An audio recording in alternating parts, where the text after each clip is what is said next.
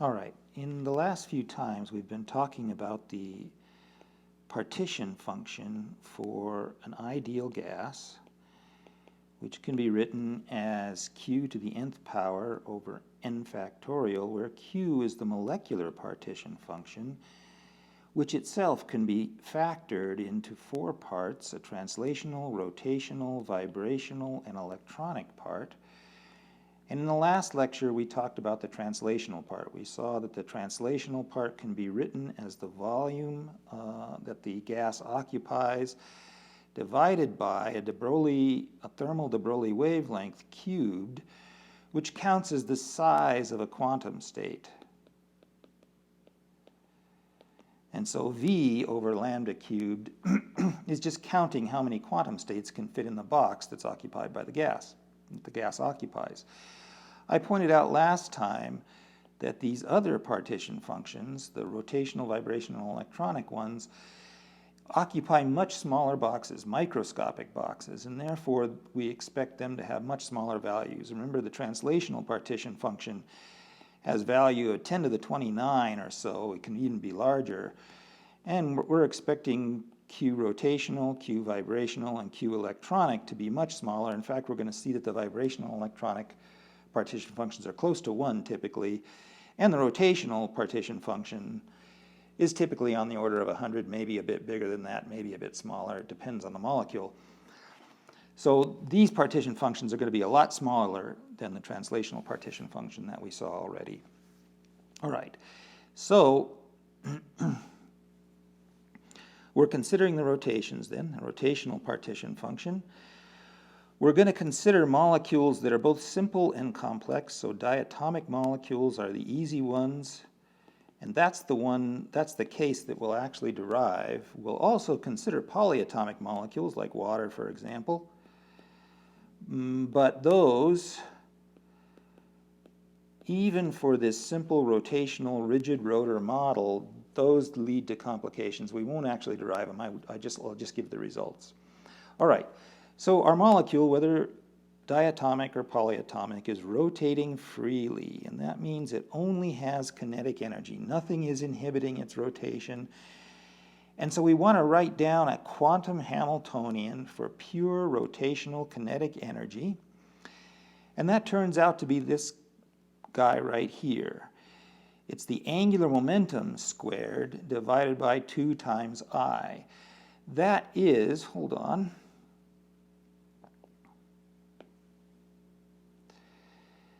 that is a situation that's quite analogous to what happened to the kinetic energy for linear momentum or for translations. There, we saw that the Hamiltonian was p squared over 2m, where p is linear momentum and m is mass. Now for rotations, we're getting L squared over 2I, where L is angular momentum and I is moment of inertia, which is clearly playing the same role as mass does for linear kinetic energy. All right. We're going to talk more about, here's the moment of inertia. It's the reduced mass times the length, the equilibrium bond length squared. And we'll talk more about that because this is the molecular information right now. Nothing else about the molecule is even in this model. And so this is everything there is to know about the molecule is contained inside that moment of inertia. So we'll talk about it. It's the thing that controls how big the partition function is as a function of molecular properties. But before we do that, let's talk about the actual quantum model a little bit. Let's look at the eigenstates and so on. Here are the energy eigenvalues. They are h bar squared divided by 2I times L plus 1, where L is a quantum number that goes from 0 to infinity. It's important, though, necessary, in fact, to talk a little bit more about where that came from in order to understand what's coming next. And so let's talk about that. The angular momentum squared operator itself. What is going on?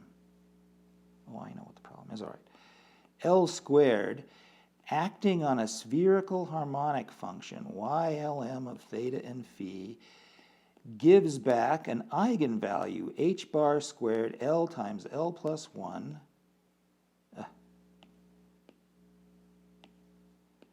times YLM back again. Which means that the YLM functions are eigenvectors of L squared, and since H for rotational kinetic energy is just L squared over 2I, that means that H acting on the YLMs, the spherical harmonics, are just going to give us H bar squared L times L plus 1 over 2I, and then YLM back again. In other words, these are the eigenvectors of the Hamiltonian itself, and these are the eigenvalues. And the eigenvalues, the energy eigenvalues, depend only on this one quantum number, L, which goes from 0 to infinity. But the important thing is, notice that the eigenvectors, the quantum states, depend on two quantum numbers, both L and M. And the M values go between plus or minus 0, plus or minus 1, can be 0,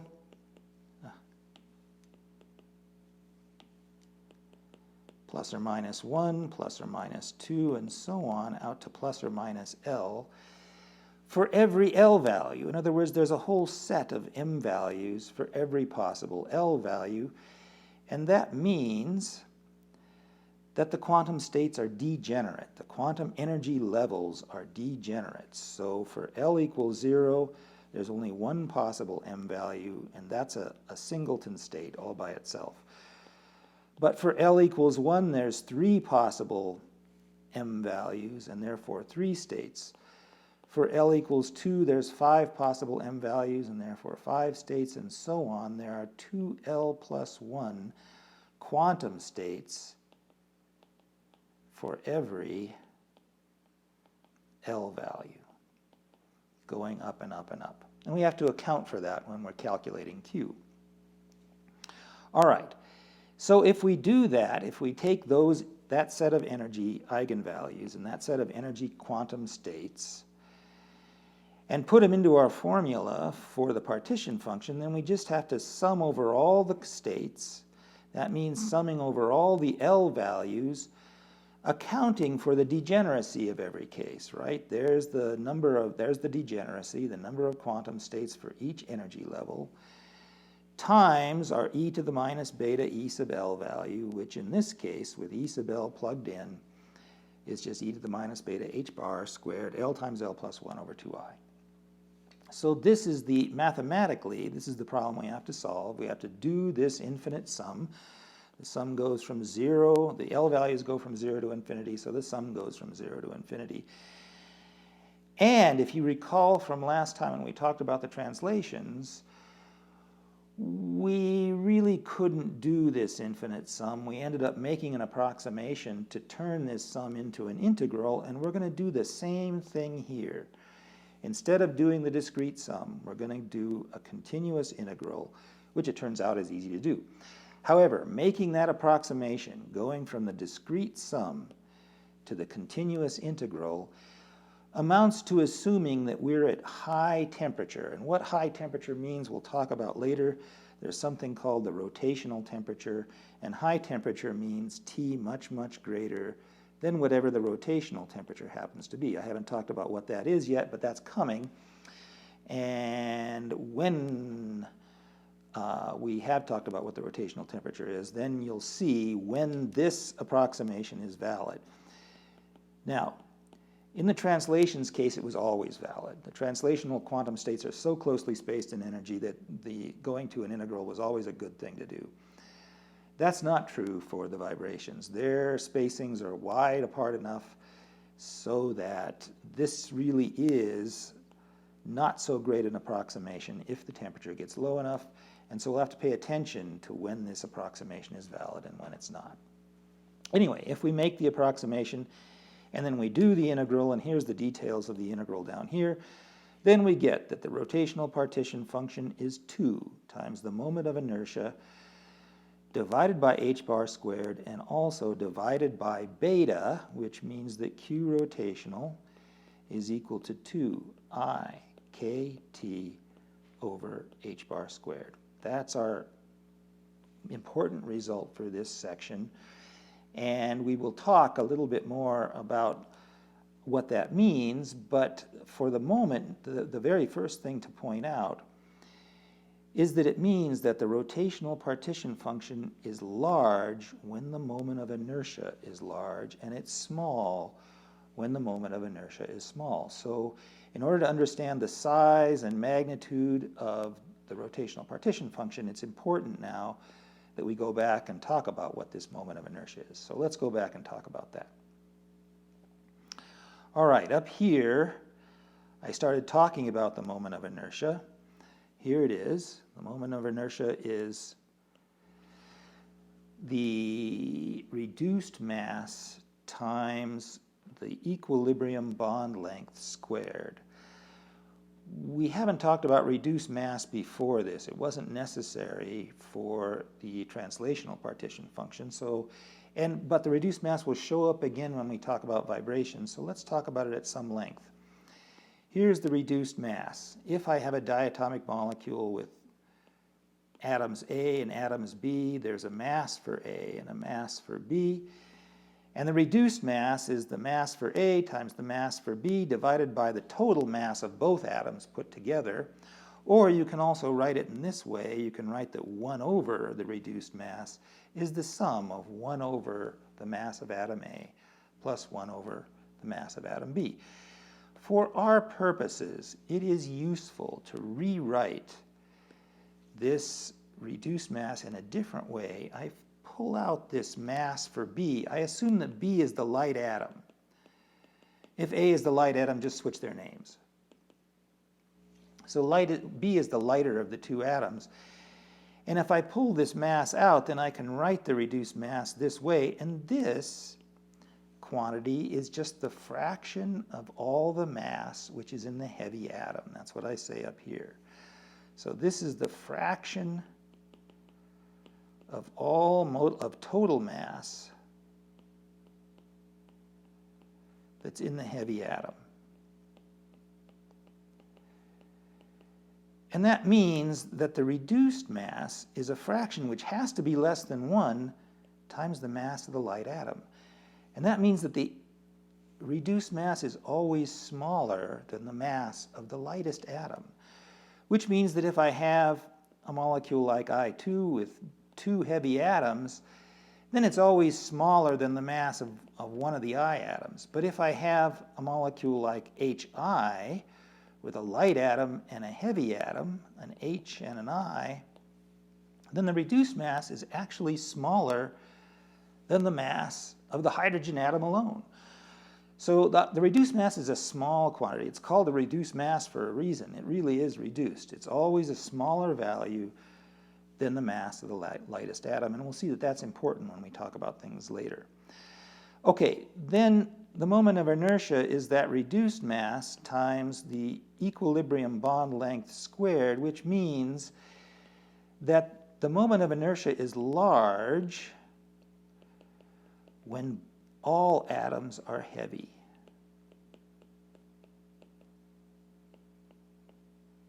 And the bond is long.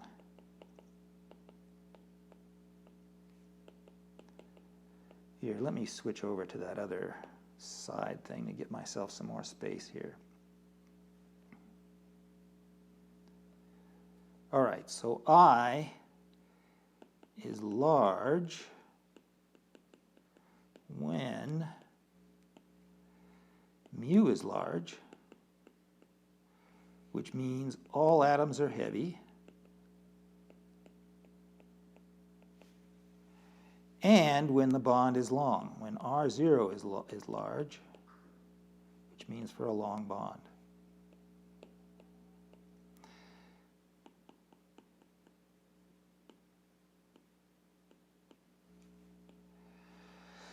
So, what does that mean? A molecule like I2 has only heavy atoms, right? 2 I atoms. And because the I atoms are quite big, this bond is also large. So I2 has a large moment of inertia. I'm sorry about the I's here. That's moment of inertia, and that's iodine. They're different, but well, what can I say? On the other hand, if I have HI, so I've got even one small atom, then the reduced mass is smaller than the mass of the H atom alone, a little bit smaller. It's actually almost the same thing as the mass of the H atom alone in this case. And the bond length is shorter too, because the H atom is a small atom. And so HI has a fairly small moment of inertia. And we saw that the rotational partition function is 2I kt divided by h bar squared, which means that I2 has large q rot and HI has a small one.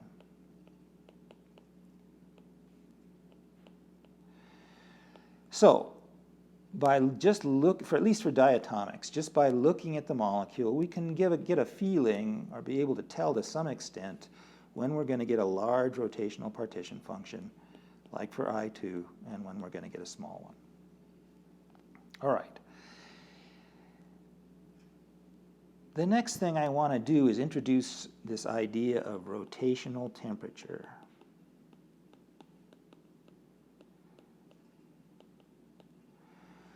We saw that the rotational partition function is 2I kt divided by h bar squared. We just take all that stuff and we call it theta, the rotational temperature, theta sub r. So the rotational temperature is h bar squared over 2 times the moment of inertia times Boltzmann constant, k. And when you introduce that idea, or that quantity, then the rotational partition function is just the temperature divided by the rotational temperature. It's just the ratio of the actual temperature over this molecular property, the rotational temperature for the molecule.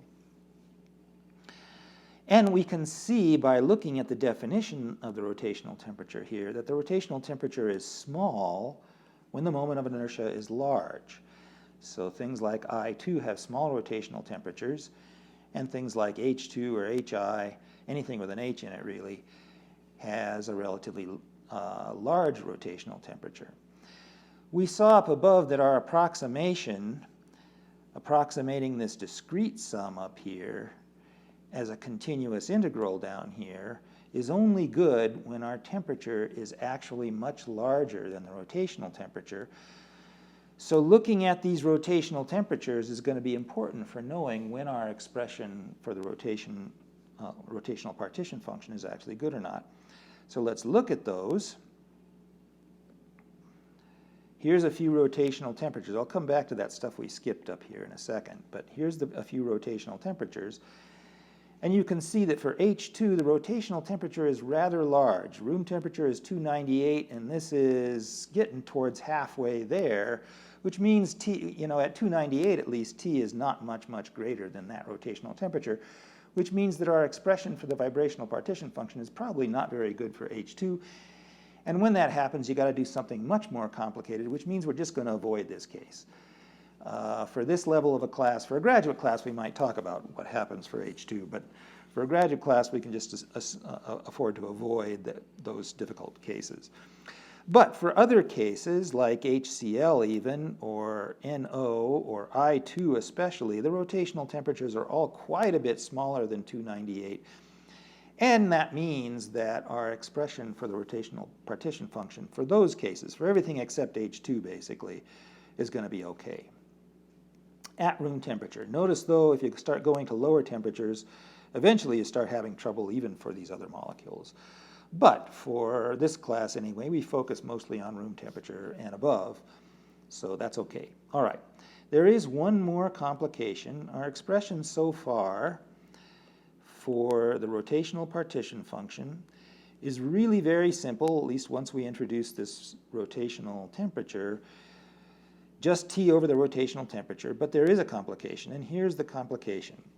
Some molecules, like Cl2 here, can be rotated. So if I label this chlorine A and this chlorine B, they're identical atoms, but if I just label them, and then I rotate the molecule by 180 degrees, I end up with an identical molecule, but now the labels have switched. When I do this calculation up here that got me this result, I didn't account for the fact that some molecules have these symmetries that cause me to overcount how many quantum states there actually are. So to account for that, all we really need to do in this case is divide by 2, right? For every orientation that I'm counting this way, as if the two ends were distinguishable, there's 2 orientations that I'm overcounting, and so I just need to divide by 2 in order to get the correct number of quantum states, then the correct partition function. For a molecule like HCl, that isn't a problem. So for that case, my so-called symmetry factor will just be 1. So for homonuclear diatomics, things with the same 2 ends, sigma is equal to 2. And for heteronuclear diatomics, things with different ends at both sides, then the symmetry factor is just 1. That's easy for diatomics. And all we have to do then to get the correct partition function is divide the old partition function by sigma. So the full formula is now this guy, just slightly more complicated. It's temperature divided by the symmetry factor divided by the rotational temperature for the molecule. What happens if you have a more complicated molecule? Well, you still have this symmetry factor complication, and we're going to talk about more complicated molecules in a minute. So let's talk about the more complicated symmetry factor. But it's still not very complicated. The symmetry factor is just the number of ways that I can rotate the molecule and end up with something that's indistinguishable from what I started with. So for ammonia here, I can label these 3 hydrogens, A, B, and C, and then you can see that if I rotate this into any one of 3 different positions, the labels would move, but the actual hydrogens, which aren't labeled, would be identical to my original case, and so sigma is 3.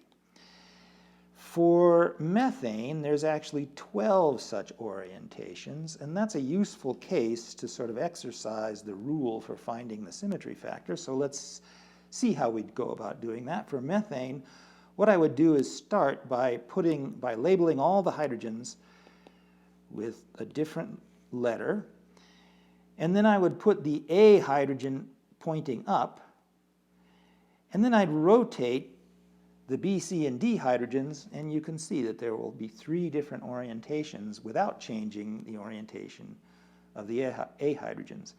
Then I put the B hydrogen up, then I put the C hydrogen up, then I put the D hydrogen up, and for each of those cases there's going to be 3 orientations. So 4 possible cases, each with 3 orientations, gives me a symmetry factor, or a symmetry number of 12. And that's my sigma for methane. For more complicated molecules, you can work out what the symmetry factor is in each and every case. All right. So now we have our vibrational temperatures, our rotational temperatures, sorry, there's a vibrational temperature too. And we looked at these numbers a little bit already. Now, this Q-rot, each of these is a diatomic, so the diatomic formula applies. Each of these Q-rots are just T at 298 divided by the symmetry factor divided by the rotational temperature. So these numbers have the symmetry factors in them already, and the symmetry issue has been accounted for. And let's now look at the actual values for the rotational partition function. You can see that for H2, this very light molecule, very small value of the moment of inertia. Yeah, we have a small value for the rotational partition function, a large value for the rotational temperature, only less than 2 rotational quantum states, at least according to this calculation. Now, in this case, this approximation isn't so great. The real value is a little bit bigger than this. It's probably around 2.5. But still, only about 2 rotational quantum states for H2. Even if we go to the big guy here, I2, which has a large molecular weight and no light atoms at all and a long bond, we only get about 3,000 rotational quantum states, and that's to be compared to the 10 to the 29 translational quantum states that we got from the translational case. So the rotational quantum number partition function, rotational quantum states, are always a lot fewer than for translations. Yeah, this is just talking a little bit more about the moment of inertia. It's saying a lot of the same things I said up above, so you can look at the notes for that. I hope it's a little bit clearer than what I did before. All right, the last issue we want to talk about for the rotational partition function is this issue of polyatomic molecules. In that case, without doing any derivation, let me just assert that the rotational partition function is the square root of pi divided by the symmetry factor, same symmetry factor as before. But now this side is a little bit more complicated. You could write it that way or you can write it this way. And either way, there's now 3 rotational temperatures. And each of those rotational temperatures, for rotational temperature A, for example, is the same thing as before. It's h bar squared over 2 times I times k. And those 3 rotational temperatures correspond then, must correspond, to 3 different moments of inertia. So now we're saying that for polyatomic molecules, there's not 1 moment of inertia. There's 3 different moments of inertia. And that's why you're getting 3 different rotational temperatures here. Why is that? Well, it turns out that for a polyatomic molecule, and for those of you who aren't familiar with this already, sorry, it will take too much time to explain, but for a polyatomic molecule, the moment of inertia isn't a single value, it's a tensor or a 3 by 3 matrix. And you can diagonalize that 3 by 3 matrix, and that gives you 3 principal values, IA, IB, and IC from this matrix, and those are the 3 moments of inertia that appear in this formula. You may be wondering to yourself, where am I going to get those moments of inertia? Well, in principle, you can calculate these things from the molecular structure. It isn't that terrible. It'll probably take you a couple hours to do, but I'm not going to ask you to do that even on a homework, let alone on an exam. So these principal moments of inertia that are necessary will always be given. For example, for a methane molecule, which has a lot of symmetry, it turns out that all 3 moments of inertia are the same. And so all the rotational temperatures are the same. And so our formula above reduces to this one. It's a little bit simpler for that very highly symmetric molecule. And you'll find that symmetric molecules in general tend to have 1 or more of their principal moments of inertia equal to each other. And that makes these formulas a little bit simpler. But even in the case where they're all distinct, the formula up above always works. So this one always works, whether you have symmetry or not. That is all I want to say about the rotational partition function. I haven't talked about the thermodynamics that results from this. What's the contribution to the internal energy or to the heat capacity or to the entropy or to the free energy or any of those quantities? And that's because we'll talk about the thermodynamics later when we've talked about the vibration and electronic contributions. We'll put them all together in one big group and talk about the thermodynamics all together.